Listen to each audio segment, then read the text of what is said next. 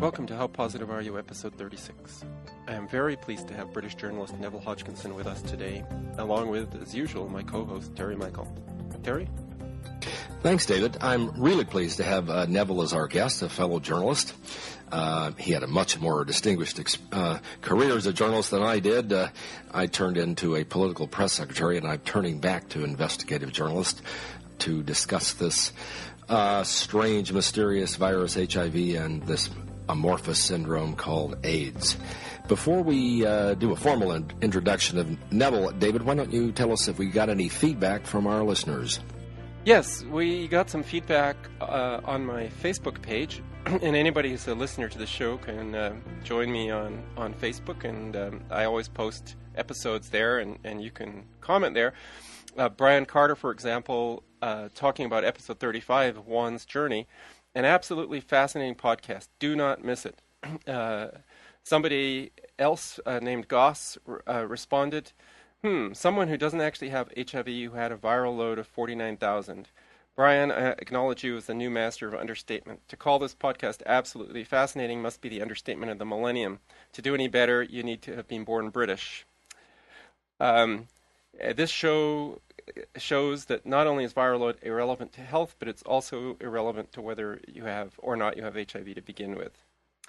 Also, we got feedback on our website blog, howpositiveareyou.com, and every episode is posted there, and you can also register for free and add comments. Glenn from Australia wrote, "Viva la Juan for taking life into his own hands," obviously also referring to episode 35. And Annie from South Africa wrote, "Juan, I pray and really do try my utmost daily to befriend and ultimately save precious lives like yours. Thanks to God that you saw the light and saved your very own." So that's our feedback for this week, Terry. That's great. It's always good to have that kind of feedback. Well, David, go ahead and ask our first question. Well, before I do that, I'll just read a brief biography of Neville Hodgkinson. I could go on for a long time. This short bio from AIDS Wiki, which is another website we can recommend, is a pretty good, succinct summary. Neville Hodgkinson is a British journalist who began reporting on AIDS in the mid-1980s as a medical correspondent for the Sunday Times of London. Between 1992 and 1994, as the science correspondent of the Sunday Times, he wrote a series of highly controversial questioning reports about HIV and AIDS. His book, AIDS, The Failure of Contemporary Science, was published in 1996 by Fourth Estate. He's continued writing outspoken articles on AIDS dissent for publications including Continuum, New African, Mothering Magazine, the Journal of Scientific Exploration, and the Business Online. Did we leave anything out there, Neville? I did do something recently for the Spectator in London. I was wondering about the Spectator. Yeah, so we'll add that to the list. And let me kick it off with the first question. What was it in the 1980s that started you questioning the mainstream dogma, HIV equals AIDS? Actually, it wasn't until, as in that AIDS Wiki site description, a brief description of my involvement in this field, it wasn't until the early 90s that I started understanding that there really was a case to question the HIV theory. But before I go into that, just very briefly, I'd like to say a word of appreciation to both of you, David and Terry. I think it's fantastic that you care enough and that you're interested enough to keep persisting. There are a lot of people who consider it really bad to question the orthodoxy in this field because they think it'll damage people's confidence in existing treatments and damage the public health efforts. But over the years now, I've really become convinced that this is one of those cases where science has gone sadly awry. So in the 1980s, as was mentioned, I was working as the medical correspondent at the Sunday Times, and I suppose when I first heard that scientists in America were claiming that they'd found the cause of AIDS, that it was this new virus, and building up this theory that it had come from Africa and so forth, I was a bit skeptical because I knew enough about the way medicine operates to know that it's a good headline catcher. There might be some truth in it, but usually issues are not as simple as that. But gradually I sort of became a convert to this orthodox view, because I remember coming over to the Washington AIDS Conference, the International AIDS Conference in Washington, in 1987, and I more or less came back from that a real convert. I remember there were gay guys were picketing the gathering, saying, "Give us the drugs." You know, they were really angry that medicine had been slow to tackle this, and inside it was almost an odd feeling of a kind of almost like a religious festival. You know, there was a sense of great sympathy with the people who had been suffering, but at the same time, a tremendous sort of excitement that we've found this little slug of genetic material that's responsible for this problem, and we will defeat this. And I came back really absolutely gung-ho for warning people that this was a reality, that this virus was particularly dangerous because of the way it was spread sexually or through blood products and so forth, but you wouldn't know you were infected, perhaps for months, years, and therefore in the meantime you could be infecting many others. This was the unique part of the story that we were being given at that time, which made it such a huge threat. And I wrote several articles over the next few years drawing people's attention to the dangers as perceived by the scientific and medical professions. And then, funnily enough, it was when I'd left after several years as medical correspondent at the Sunday Times, I left for another newspaper where I wasn't so hands-on with reporting. It was a sort of junior executive role as a health editor. And I lost contact with some of the controversies for a couple of years. Then I went back to the Sunday Times as their science correspondent. And this was in late 91. And in that couple of years, it was already clear that some of the predictions about spread that I'd been reporting in the late 80s, the likelihood of that so many millions were going to become infected, it was clear that as far as the UK and Europe and to some extent the States, things were not working out as had been predicted. And that sort of primed me to be a bit more open about what was going on. And I had my attention drawn to the fact that there were some critical voices, which I'd not realized. They had so little airing in the 80s that hadn't come to my attention at all. I thought there was complete unanimity in the science and medical fields about the cause of AIDS. But there was a documentary made by Joan Shenton, a British medical documentary maker, called AIDS, The Forgotten Voices.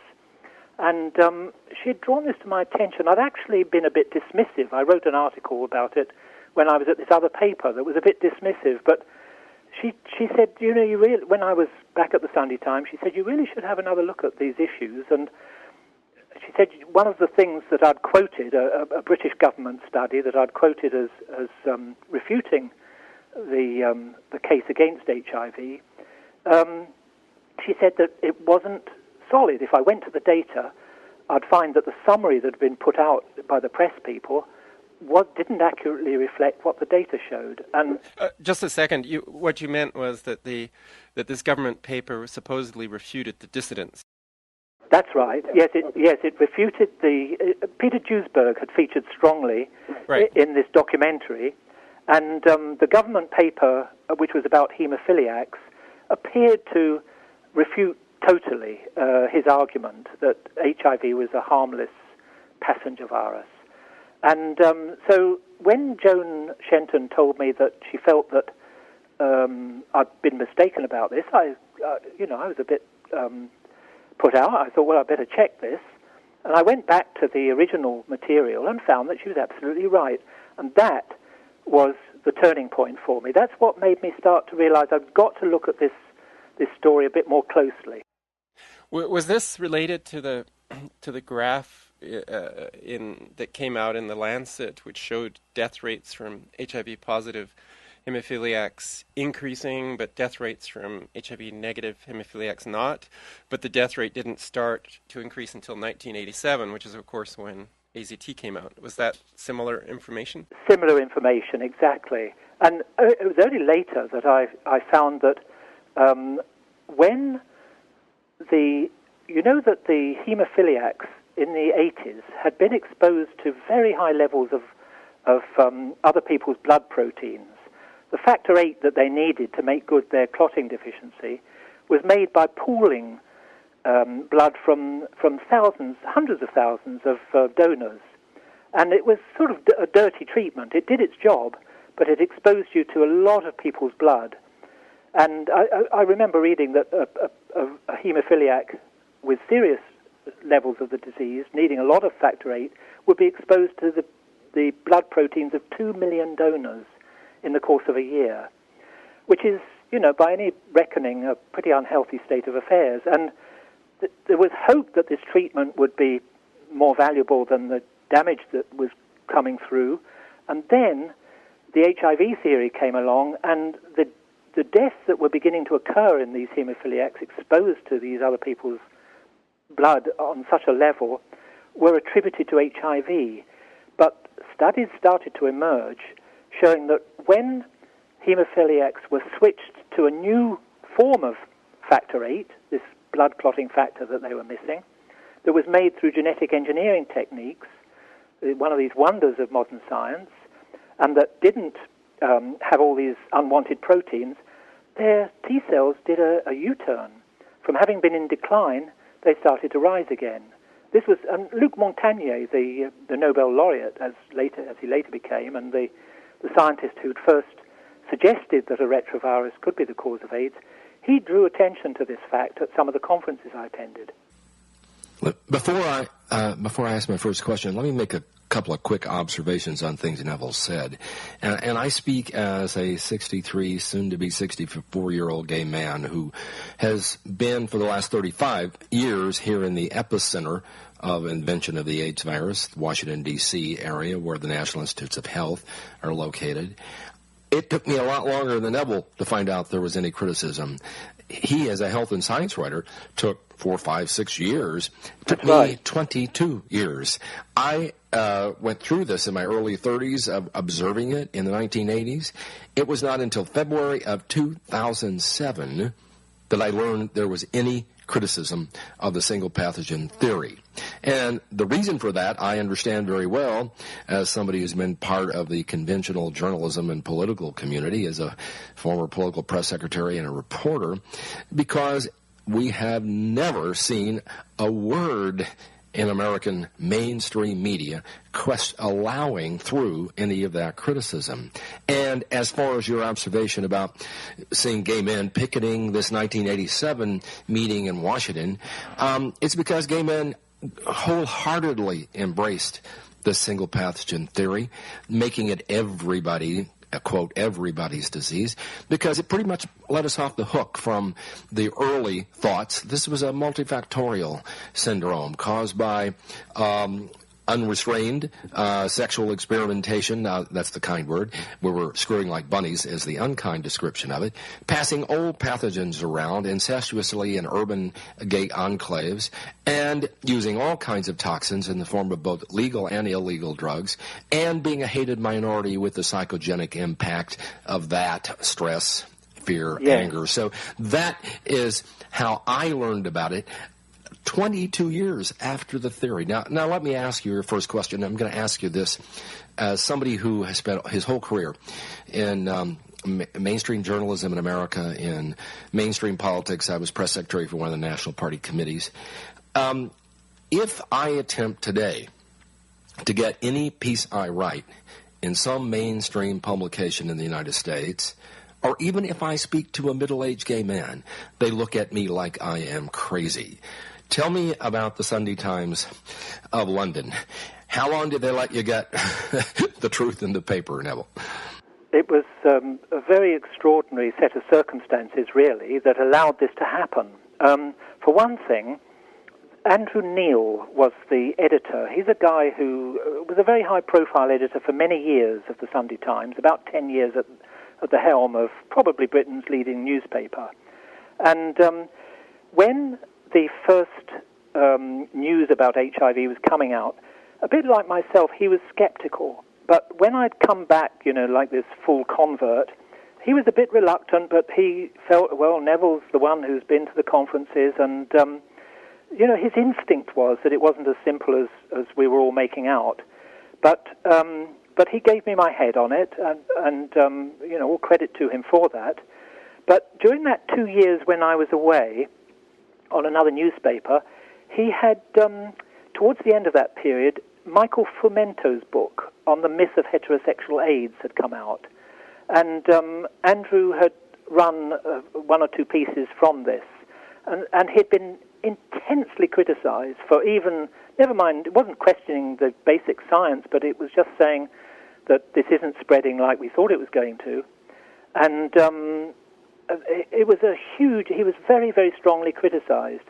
So then when I came back and what happened was, after Joan had shown me that there were these forgotten voices criticizing, questioning the HIV theory, scientists, good leading scientists who'd raised these questions, I had a period, unusually for me, because with the Sunday Times paper, generally speaking, you've got to work hard to get your stories out each weekend. But there was a period where we had a general election on, I remember, and it meant that I could actually throw myself into this quite intensely for a period of 4 or 5 weeks, which I did, along with a few other things, but basically I found a lot of time to go into it. And because I was gobsmacked by the fact that I'd reported on this for several years and didn't know about these criticisms. And so it was very hard for me. It was very, very hard to sort of, especially when you've written about these things with the feeling that you're saving lives, you're not just entertaining like a lot of our journalism is all about, selling the newspaper and entertaining people, but this was really important, and like you're part of a war against this virus. You kind of get involved in this in a way that can cloud your judgment. And so it was hard for me to turn around, and I was lucky that I had those few weeks to look at this. When I raised the subject of doing a piece with the news editor at the time, he said, "Oh, goodness me, no." He said, it's just going to be a load of technical detail and you'll get a load of criticism. And, he was really discouraging. But because I'd had this opportunity to go into it and decided that there really was a case that deserved putting before readers, nothing more than that. I think the first big spread we did was called something like AIDS, Are We Positive? Just with a question. And I wrote it up as a kind of extended memo. I had to use a kind of trick, in a way, to get it past my bosses at the paper. So I put it up as a kind of extended memo to the editor, and perhaps partly because of his having faced all that criticism simply for presenting some data about heterosexual spread, or the lack of it, he was open to it. And he said, let's run this as a piece. And we did, and there was the usual, intense criticism of us for doing it. And the news editor was rather cross with me, probably, and some other colleagues at the paper also. Excuse me, let me interrupt a second. Was that criticism from the government or from AIDS activists? It was at that point, no. At that point, it was criticism from the scientific community. I remember Robin Rice, who's a professor of virology and the main spokesman on HIV AIDS in the UK from the science side. He called me up very angrily and demanded that I come over to his laboratory to see this harmless virus that I was writing about. And I took him up on it, and he spent 2 hours at his lab berating me for having run this. He was very angry and genuinely, felt that I was doing something that was damaging to the public health effort. But he didn't show me anything, and he didn't answer any of the criticisms that had been raised. So, but what happened in the wake of this piece was that because there was such intense criticism, and because the news editor had been bypassed, I was unable to do anything else for the next 9 months. Then the news editor left. Sometimes it's strange circumstances that allow these things to happen. A new news editor came in from another paper. He said to me, "What happened to that issue?" He said, "You wrote a really fascinating piece 9 months or so ago. What happened to that issue?" And I said, "Well, I tried to follow it up, but nobody was interested. I couldn't get it past the desk." And then he said, "Well, I'm interested. I'd like to hear some more." And that was the beginning of a period of about 2 years where the editor came right back online with it and almost ring-fenced the issue for me. I was working on it maybe 80% of my time. I was the science correspondent for the paper, but some 80% of my time was traveling around the world. I spent a week in the lab of a molecular biologist in Germany who'd called me after that original article to say, you know, the problem goes even deeper than this. I can show you where it went wrong. So he trained me in some of the basic techniques so that I'd understand the papers. I spent time with the Perth group in Australia, some scientists who from the early 80s had been questioning HIV. I spent time in the States. You know, it really was a wonderful thing. And ultimately, the editor sent me to Africa. He just said, you know, everybody says, okay, now perhaps it's not as big a problem outside Africa as was thought, but millions are dying in Africa. Go and tell me what's happening there. Well, it's a big place. Anyway, I went across and I had about 6 weeks going through several of the countries that were said to be in the grip of this terrible epidemic. But what I found there was that actually people were dying of what they'd always been dying of, but it was being renamed as HIV AIDS because there was a lot of money would go with that, and a lot of credit, and a lot of foreign interests were selling test kits and pharmaceuticals, and so it was actually very difficult for the people there to fight this sort of neo-colonialist, you know, I don't want to make it sound like a plot, but actually it really was a sort of, they not deliberately, but the people from the AIDS world really kind of took Africa on as a kind of challenge. They felt that this must have been the heart of the whole problem, and immeasurable harm has been done to the countries in that continent by this story. I'm really, one of the biggest sadnesses in my mind is that after all these years and all these efforts that I and many others have been making to have this theory questioned, it's still distorting medical priorities, health spending, causing the use of toxic drugs on people who are not going to benefit from them in most instances, people being terrified by an unvalidated test. So it's quite a tragedy. A quick follow-up on that.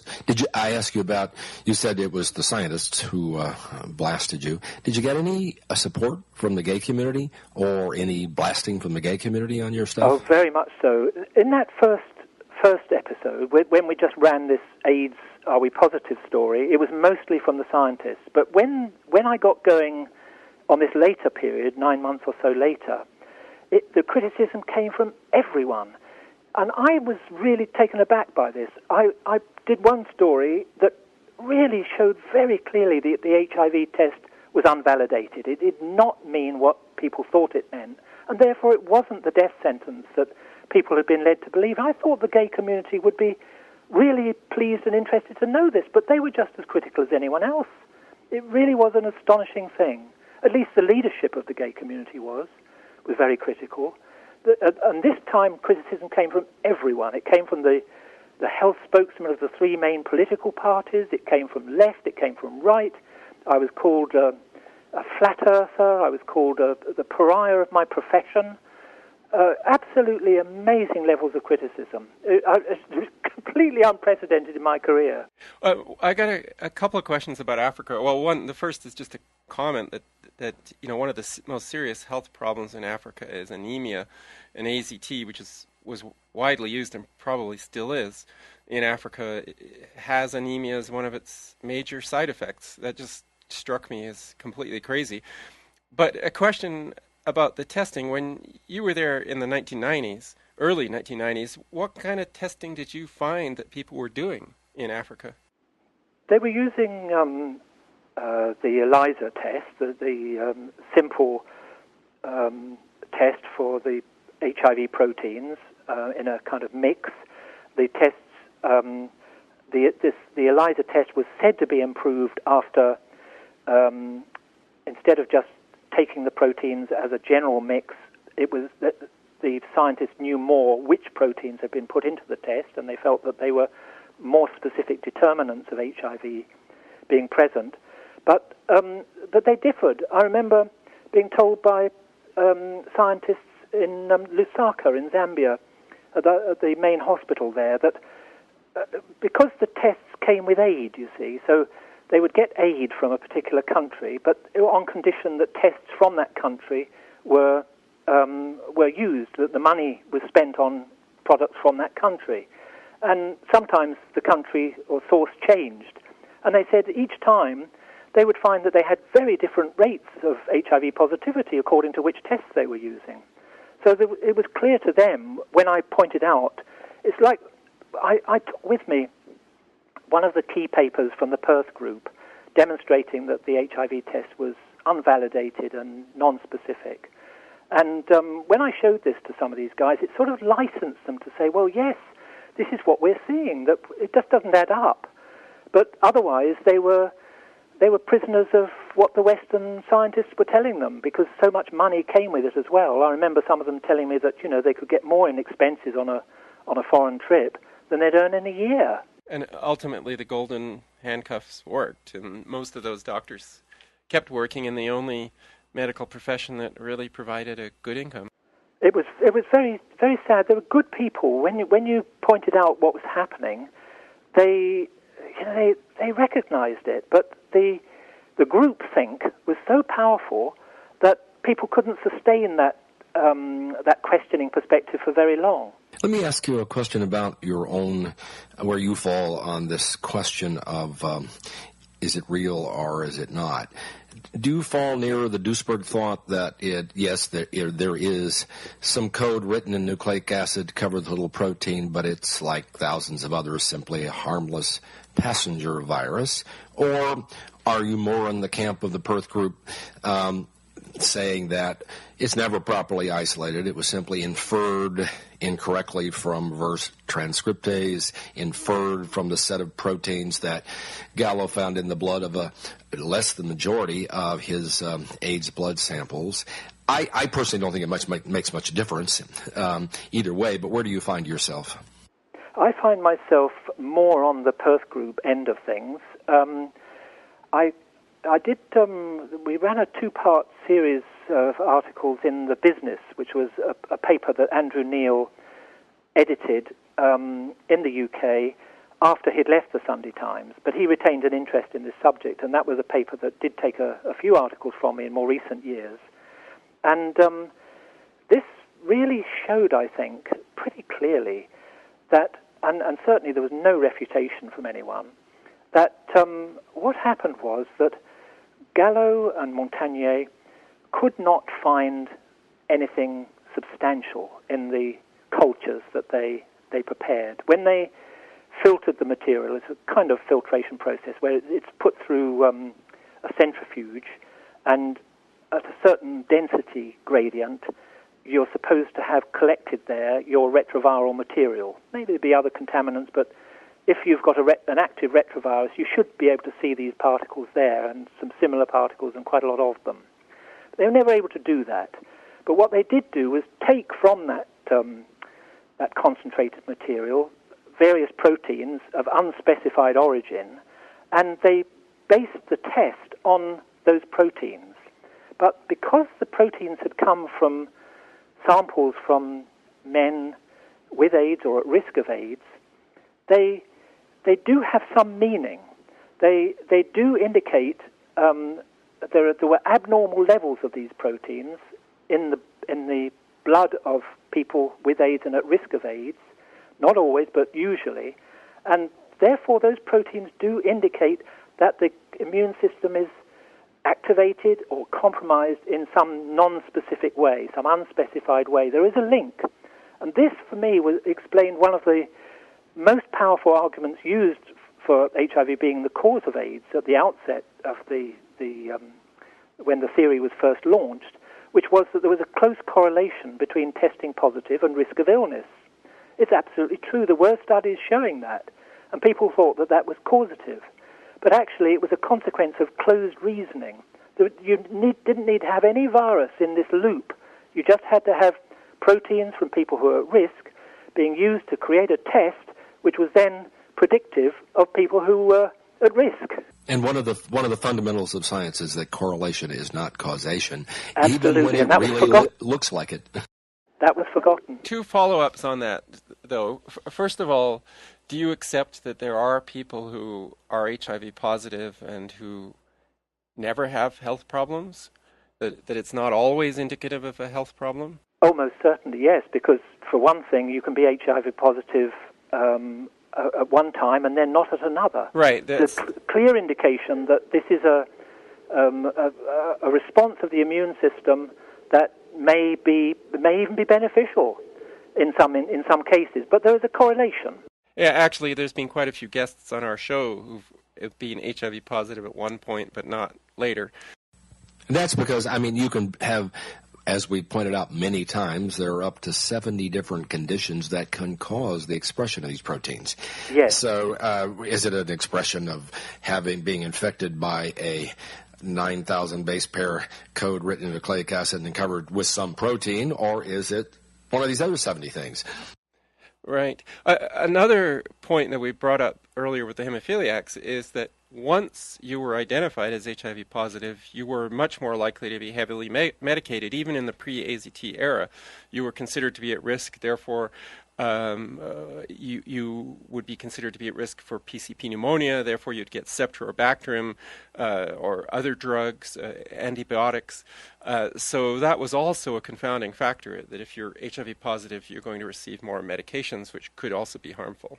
Right. There were many aspects to this where the diagnosis became predictive just by the power of the consequences of the diagnosis, partly for treatment, as you say, sometimes intensive and dangerous treatments, which were thought to be justified because the individual was going to die anyway, and perhaps you would lengthen his life by a bit, and also the damage done to a person to be told that they're infected with this virus that was considered to be intensely dangerous at that time.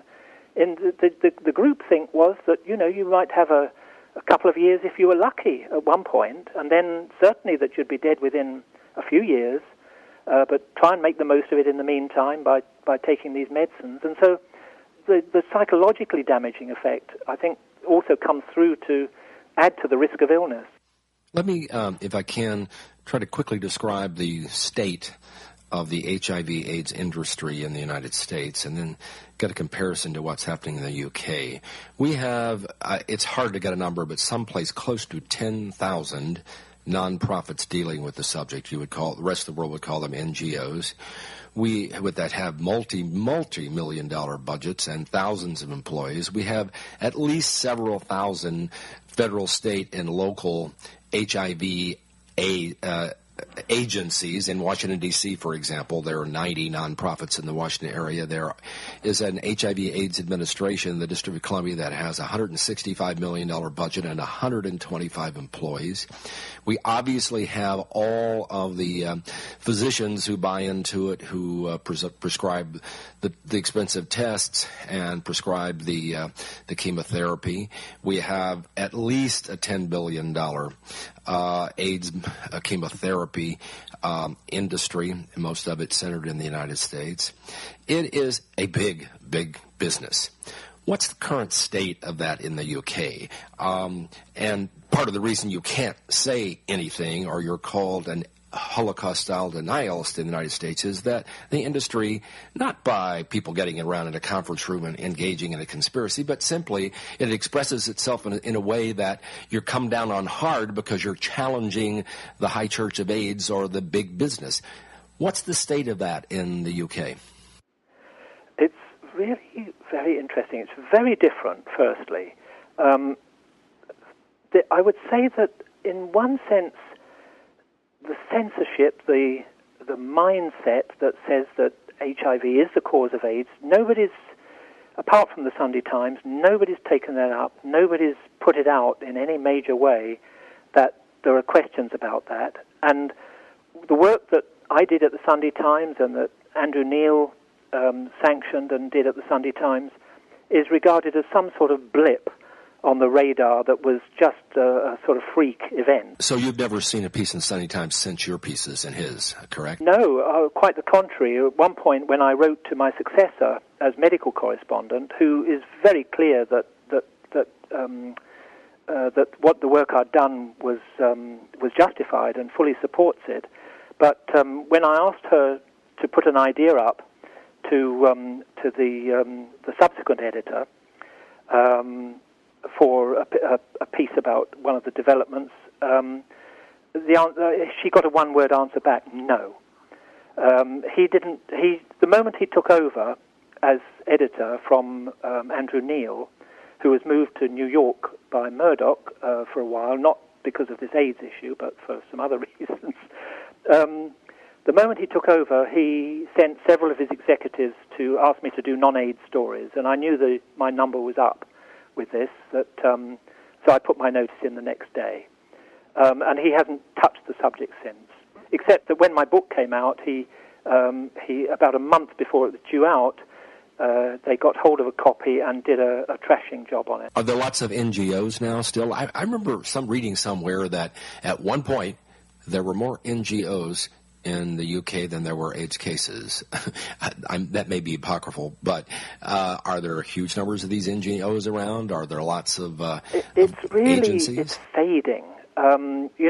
I think actually, although nominally, sort of externally, people still believe there's been no debate, no official denial, but I think the work that the Sunday Times did, because remember, this went on for about 3 years in total, it had an impact. I think it's left an uncertainty in the minds of the medics and the epidemiologists and the scientists.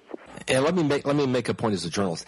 That is why it is so critical in the United States that we make a breakthrough and get something into mainstream media. It really is important, yes. It won't necessarily lead to an apology, to a correction. It's too big. But at least people will begin to prepare an escape route. And I think that's what's happened in the UK.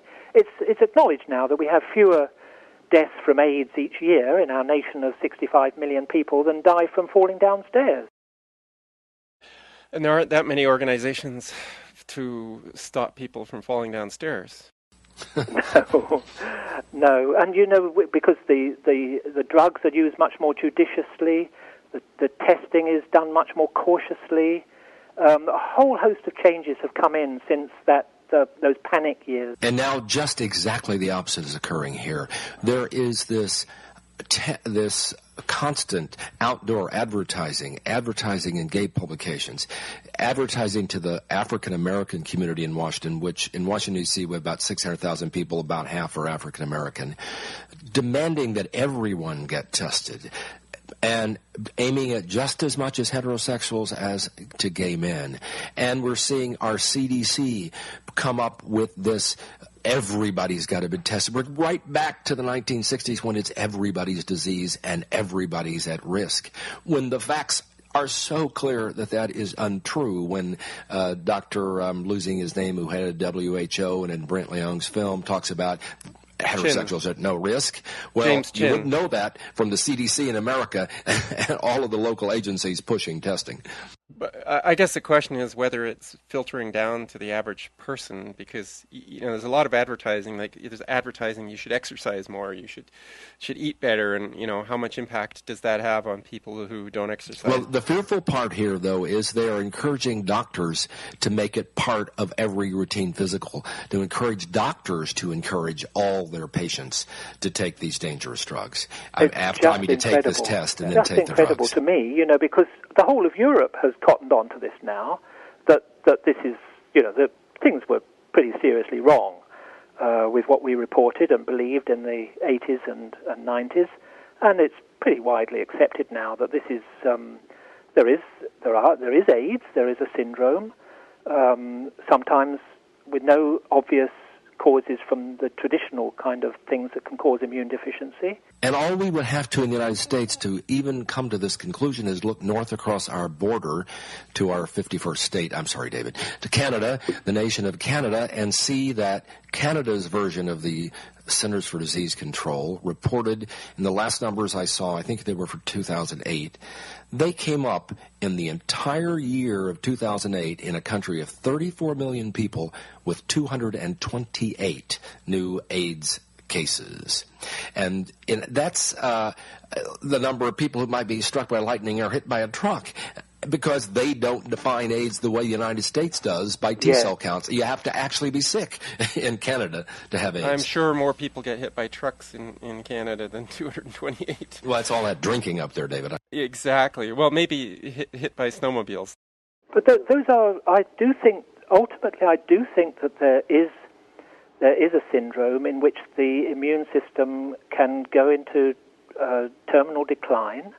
Probably now, I think it's probably an autoimmune mechanism where your system, your immune cells start to attack themselves because of some misprogramming that has taken place. But it's rare. It's definitely rare right across Europe, and where it's not rare, I think it's an illusion. Yes. One interesting episode I wanted to talk about, if I can switch subjects for a second, and that's the role of the British scientific journal Nature and its editor, John Maddox. I believe he wrote the editorial at one point saying, "Does Duisberg have a right of reply?" And like your later editor, I think there was an implied one-word answer, no. Can you talk about Maddox and Nature? Maddox was... he was incredible. He's actually a very nice chap. He's dead now. Okay. Yeah, he died a few years back. But he was a nice enough guy. He toyed with Duisberg. He was almost persuaded. He did do Duisberg the decent thing of looking at some of his arguments. And when some data emerged in the mid to late, probably about the late 80s, that did seem to support Duisberg, Maddox acknowledged it, but it was almost like he felt tempted to renounce his belief, but then, the feeling that this would be a heresy took him over, and he sort of angrily moved on with the ideas that he'd been promoting before. But I laughed when you mentioned him, because he was one of the most bitter critics of the Sunday Times when I was doing this work there. In that 2-year period, he actually at one point wrote an editorial saying that he was contemplating sending pickets to our offices to demand that we stop publishing these articles that questioned the HIV theory. And absolutely amazing for the head of a science journal, a respected science journal, to feel so strongly on this issue as to suggest that. He said he thought that would be impractical, but instead, every piece I wrote, he wrote a kind of ridiculed it in the journal in subsequent issues. And I think that's really important to broaden this discussion here to science and medical journals and peer-reviewed journals generally. We have this kind of attitude, the truth is coming out because all the experts are looking at each other's work and criticizing these work. The fact is, they have to get past a gatekeeper, an editor, who is always looking over his shoulder to see if something he publishes is going to lose him advertising, is going to offend the conventional wisdom, and in effect, you really can't make it through that process if you're a dissenter, if you're a dissonant, and when you're slapped with the Holocaust denialist kind of thing. It's what keeps conventional wisdom in place. It's the Catholic Church restricting what Galileo could say about whether the sun goes around the earth or the earth goes around the sun. It sometimes takes centuries. Hopefully it won't take that long for us. I think in electronic terms it's kind of an amplifier. You stick a filter on the signal, so you let through only what you want, and then you amplify the signal so that it sounds like it's the only sound in the world. I think other people call it the echo chamber, where everybody's, talking to themselves. They all believe the same thing, and they think that therefore they're all right. Yes, and you mentioned money. I don't think it's generally speaking a primary motive, but it can. Once money starts to roll behind something, it can certainly help to keep it going. And one of the things that happened with taking HIV and sort of putting molecular biology to the forefront, this was like a flagship for the triumphs of molecular biology. It helped vast sums of money to come into molecular biology, and hence also into adverts for the products used in that discipline. So actually, there were some advances through this, but also this terrible illusion that grew and is still doing so much damage. Well, I can tell you a perfect current example of money. In fact, David, I don't think I've even discussed this with you. It's my understanding now that Gilead Sciences, the maker of the chemotherapy called Truvada, one of their euphemisms, truth and life, I wonder why they had to name it that, or Gilead, the balm of Gilead, biblical in its sense. They are playing right into Anthony Fauci's $40 million study, along with some Bill Gates money, to test the efficacy of giving HIV negatives Truvada or the other chemotherapy to see if it will protect them from becoming HIV positives. Well, Fauci put out this study, which even the mainstream, people like Joe Sonnabend and others, were heavily critical of. But it's my understanding that Gilead is now applying to the Food and Drug Administration for use of Truvada as an on-label pre-exposure prophylaxis. And Bloomberg News, the Business Wire, has estimated that this will be a $1 billion industry. So it's essentially now a party drug because you take a pill before you go out and party. It's like antibiotics at the end of the 70s or early 80s that helped collapse the immune systems of gay men by destroying gut bacteria and poppers were. I'm just curious, is in the journal community now in the UK, is it any way open? Is there real science being discussed there, or is it just conventional wisdom being confirmed? It's not. It's kind of all gone quiet. You know, they say sometimes that there are different stages whereby some myth is gradually unraveled. Well, we're in the stage where things are. People are silent about this. I suspect that our doctors and scientists right across the country now know that there was a lot wrong with what was said previously, and they don't want to make it worse. But they're not quite up to acknowledging that such mistakes happened. So it's not nearly as bad as you're describing in the States, and that's really alarming because maybe what will be needed before Americans wake up to just what a tragedy this is, will be some medical disaster. Where large numbers of people who are well are poisoned by something that is absolutely based on faulty thinking. And the problem here is that our National Institutes of Health, National Institutes of Allergy and Infectious Diseases, headed by Anthony Fauci, he has been in power as an unelected bureaucrat for 27 years, from the time he started promoting his friend Bobby and Tony show at the NIH. He has given billions and billions of grants to researchers, never a penny to anyone questioning Gallo's theory. And the reason? Because the so-called peer review committees are all standing committees at the National Institutes of Health. You have to, therefore, be on the right page with your peer reviewers if you want a grant. And the principal investigators in the United States are moving from late 30s to early 60s as principal investigators. In other words, they're all part of the old boys network. I'll close with this. Jay Levy, the University of California at San Francisco, sometimes called the founder or discoverer of HIV. He has for years sort of quietly said these chemotherapies are really dangerous. Only use them as a last resort. But try to get him to write on that again. Why?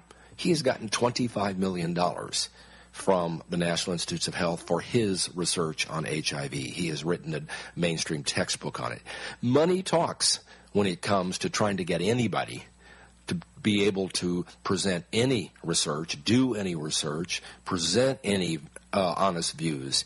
Money is not everything. This is a religion, and you don't have to really get it wrong because you're being paid off or there's some conspiracy here. You get it wrong because you actually are a received wisdom believer, like you're believing a religion. Sorry for my sermon there.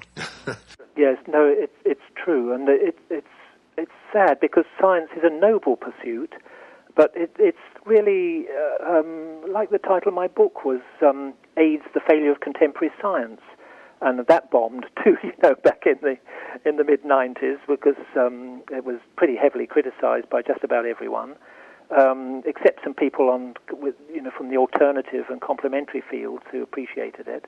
But this is a failure, and it's hard to own up to your failures. We know this as individuals, and this is a kind of incredible group failure.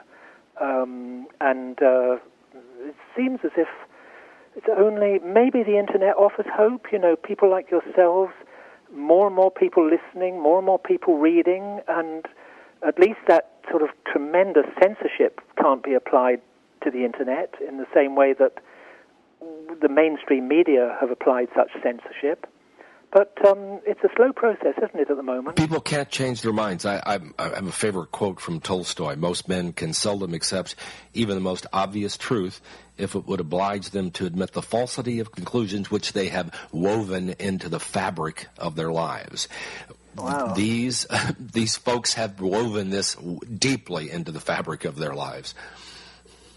I have one other side topic that I think is interesting, and that's Rupert Murdoch himself.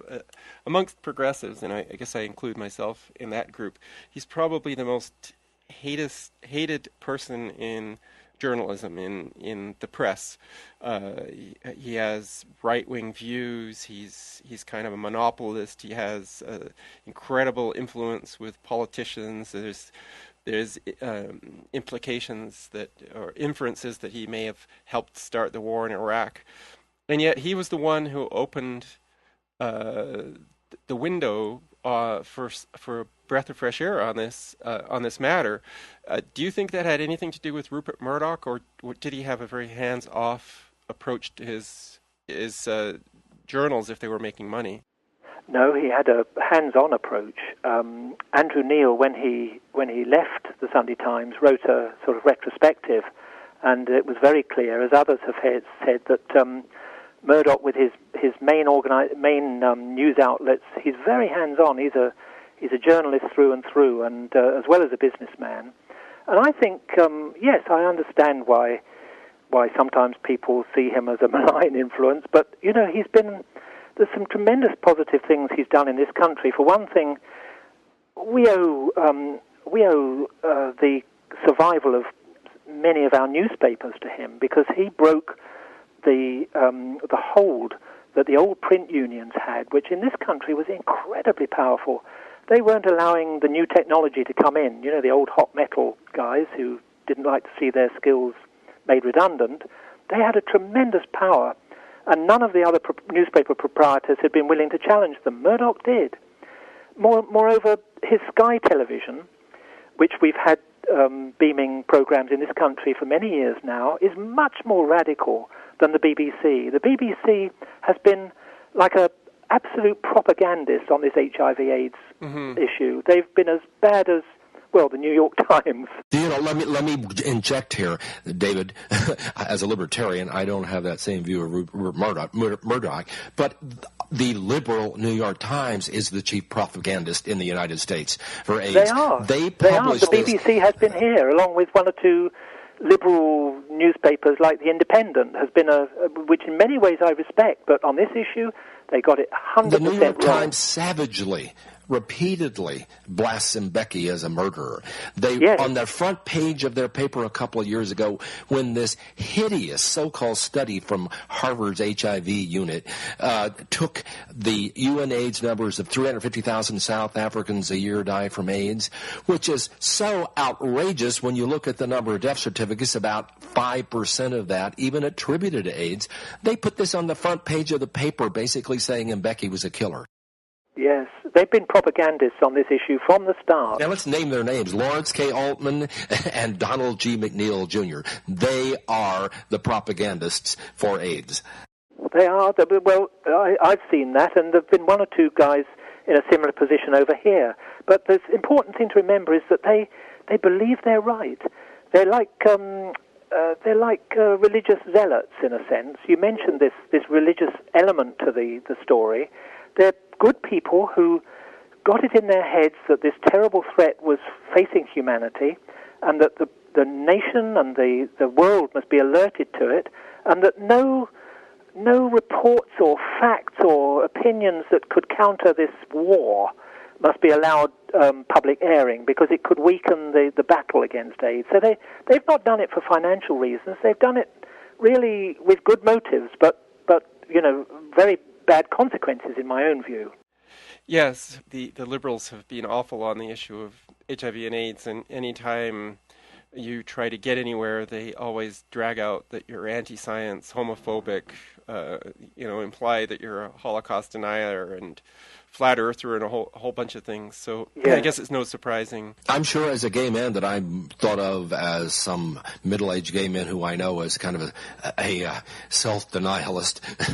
It's amazing how gay men in particular have become religious zealots on this subject.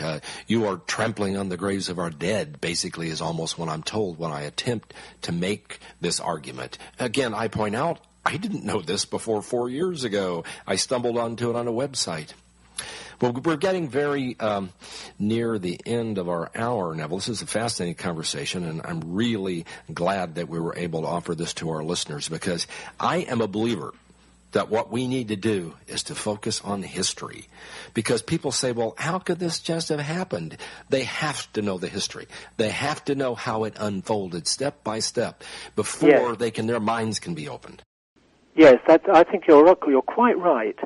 And it's interesting that you mentioned just now your concern for the gay community. I feel that actually, because society recognized back in the 70s that gay men, gay people had a wrong deal, that people had judged their sexuality, they'd judged their gender predispositions on the basis of, they judged people on the basis of their sexuality in a way that was very harmful, very wrong.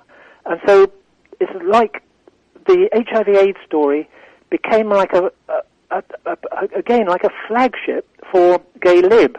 And that is probably also one of the reasons why so much harm has come from it. Not because it was a flagship for gay lib, but because the gay community accepted it so unquestioningly, even though they've been among the principal victims of it.